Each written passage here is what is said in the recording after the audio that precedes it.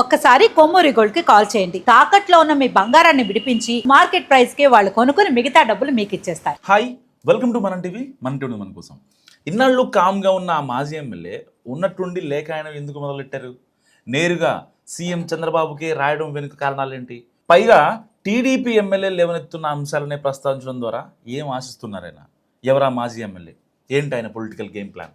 గన్నవరం మాజీ ఎమ్మెల్యే వల్లభనేని వంశీ ఇప్పుడు కలం కాగితం పట్టుకుంటున్నారు. ఛాన్స్ దొరికినప్పుడల్లా ఒక్కో అంశానికి సంబంధించి సీఎం చంద్రబాబుకు ఆయన రాస్తున్న వరుస బహిరంగ లేఖలు చర్చనీయాంశం అవుతున్నాయి. 2024లో వైసీపీ బీఫామ్ మీద పోటీ చేసి ఓడిపోయాక వంశీపై పలు కేసులు నమోదయ్యాయి. దాదాపుగా 150 రోజులు జైల్లో ఉన్నారు ఆయన. సో వైసీపీ ప్రభుత్వ హయాంలో టీడీపీ అధ్యక్షుడు చంద్రబాబును ఉద్దేశించి హద్దులు మీరి మాట్లాడిన మాటల కారణంగానే కూటమి ప్రభుత్వం ఆయన్ని టార్గెట్ చేస్తుందని అంటారు. సో ఇక అధికారిక మార్పిడి తర్వాత ఆయన పెద్దగా నోరు తెరిచింది లేదు. సో ఇలాంటి పరిస్థితుల్లో తాజాగా సీఎం చంద్రబాబుకు మాజీ ఎమ్మెల్యే వరుసబెట్టి లేఖలు రాయడాన్ని కొత్త పరిణామంగా చెప్పుకుంటున్నారు. వంశీపై గెలిచిన గన్నవరం టీడీపీ ఎమ్మెల్యే యార్లగడ్డ వెంకట్రావు కూటమి ప్రభుత్వం అధికారంలోకి వచ్చిన కొత్తల్లో వంశీ సన్నిహితులను టార్గెట్ చేశారనేది స్థానికంగా చెప్పుకుంటూ ఉంటారు. ఎందుకంటే వాళ్ళు కూడా టార్గెట్ చేశారు కాబట్టి. సో పలు అంశాలపై వంశీ టార్గెట్గా ఎమ్మెల్యే రకరకాల ఆరోపణలు చేస్తున్నారు.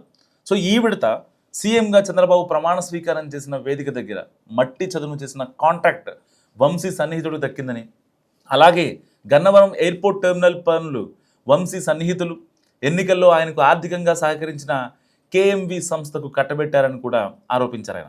సో ఆ రకంగా ప్రత్యర్థి పదే పదే చెప్తున్నా ఎక్కడా స్పందించని వంశీ ఇప్పుడు వెంకట్రావు ఆరోపణలు సహా నియోజకవర్గ సమస్యలపై నేరుగా సీఎం చంద్రబాబుకు లేఖలు రాయడం చర్చనీయాంశమైంది.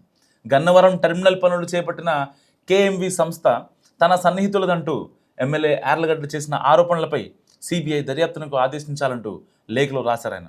సో ఎక్కువ మొత్తానికి పనులు ఇచ్చారని, యార్లగడ్డ చేసిన ఆరోపణలపై విచారణ జరిపించి ప్రజాధనాన్ని కాపాడాలని కూడా లేఖలో కోరారు. సో అలాగే నియోజకవర్గంలోని రైతులు పట్టిసీమ నీరు వాడుకునేందుకు గతంలో ఏర్పాటు చేసిన మోటార్లకు విద్యుత్ సరఫరా నిలిపివేశారని, దాన్ని పునరుద్ధరించాలంటూ మరో లెటర్ రాశారు వంశీ. సో మరి గతంలో టీడీపీ ప్రభుత్వ హయాంలో రైతులకు మోటార్లకు పర్మిషన్ ఇచ్చారని, వైసీపీ హయాంలో కూడా కొనసాగిందని, అలాంటిది ఇప్పుడు మోటార్స్ వద్దంటే రైతులు ఏమైపోవాలంటూ ప్రశ్నించారు. సో ఇలా ఆయన రాసిన 2 లేఖలు ఎమ్మెల్యే యార్లగడ్డకు, గన్నవరం నియోజకవర్గానికి సంబంధించిందని కావడంతో ఎమ్మెల్యే యార్లగడ్డను రాజకీయంగా ఇరుకుని పెట్టడానికే అన్న డౌట్స్ కూడా వస్తున్నాయి కొందరికి. పట్టిసీమ కాలువల మీద మోటార్లకు అనుమతించాలంటూ ఇప్పటికే రైతులు ధర్నాలు చేస్తున్న క్రమంలో వంశీ లేఖ ప్రాధాన్యం సంతరించుకుంది. మరి ఎమ్మెల్యే ఎన్ని ఆరోపణలు చేస్తున్నా దానిపై రియాక్ట్ అవ్వకుండా నేరుగా సీఎం చంద్రబాబుకు బహిరంగ లేఖ రాయడం ద్వారా యార్లగడ్డకు చెక్ పెట్టే ప్రయత్నం కూడా జరుగుతుందని చెప్పుకుంటున్నారు.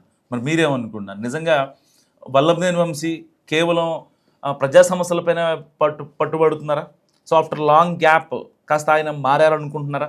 మస్తు కామెంట్ చేయండి.